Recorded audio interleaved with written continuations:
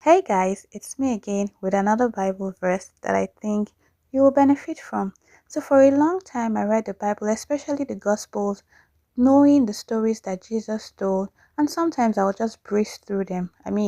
Not all the time did I understand what he was saying. So, as I uncover some things through the help of the Holy Spirit, I just like to share for my own sake as well as someone else who needs this. Hopefully, this is helpful to you. So I'll be reading this from Mark 8 and we'll go from 14 to 21 thereabout. So it says, his followers had only one loaf of bread with them in the boat. They had forgotten to bring more. Jesus warned them, be careful, beware of the yeast of the Pharisees and the yeast of Herod. His followers discussed the meaning of this saying. He said this because we have no bread. Knowing what they were saying, Jesus asked them, why are you talking about not having bread? Do you still not understand? Do you still not see? Are your minds closed? You have eyes, but you don't really see. You have ears, but you don't really listen. Okay, let me just finish. Remember when I divided 5 loaves of bread for the 5,000? How many baskets did you have left over? And they answered, 12. And when I divided 7 loaves of bread for the 4,000, how many did you have? And they answered, 7.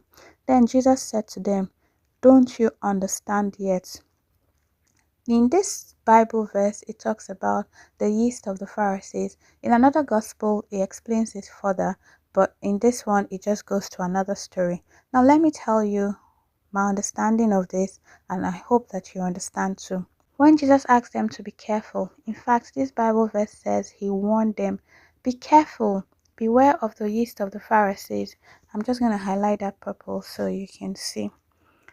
And the disciples were confused. Is it because we have no bread that he's talking about yeast? Bread and yeast go together, right?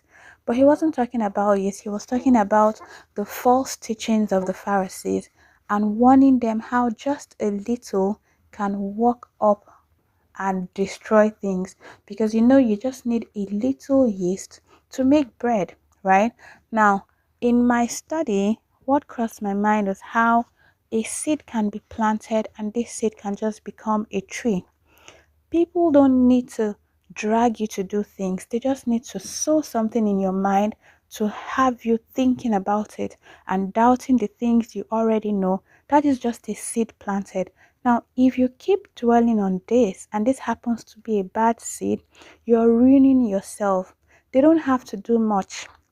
This is the same reason why even in the media you see something and in your quiet time you're dwelling on that, you're trying to understand it, you're breaking it apart and believing it, and in the end you're hurting yourself.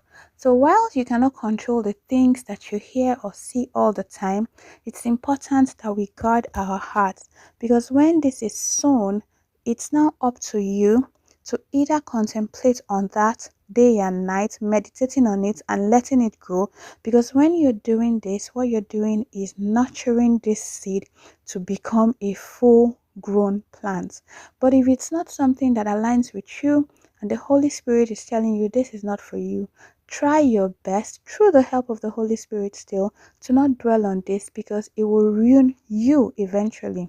So that yeast that is being talked about in this Bible verse is like a seed.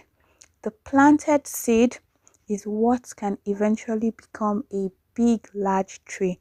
But if you cut it off when it's still a seed, when it's still trying to grow, then you save yourself from what this tree can cause, the destruction it can cause, the confusion it can cause you, and all the bad things that come with the bad tree. So that's what I wanted to mention here, that this Bible verse that says beware of the yeast of the Pharisees and the yeast of Herod is simply warning us to guard our hearts. Be careful of the teachings that you're getting, be careful of the things that you're listening to, be careful of the things that you're watching, and by the grace of God, God will protect us, help us to guard our hearts, and help us to become the good people, the good Christians that He has called us to be, loving one another and trying to live our lives just as Jesus did. I hope that this helps. Thank you for sticking with me for this Bible study. I'll see you guys in the next one. Bye for now.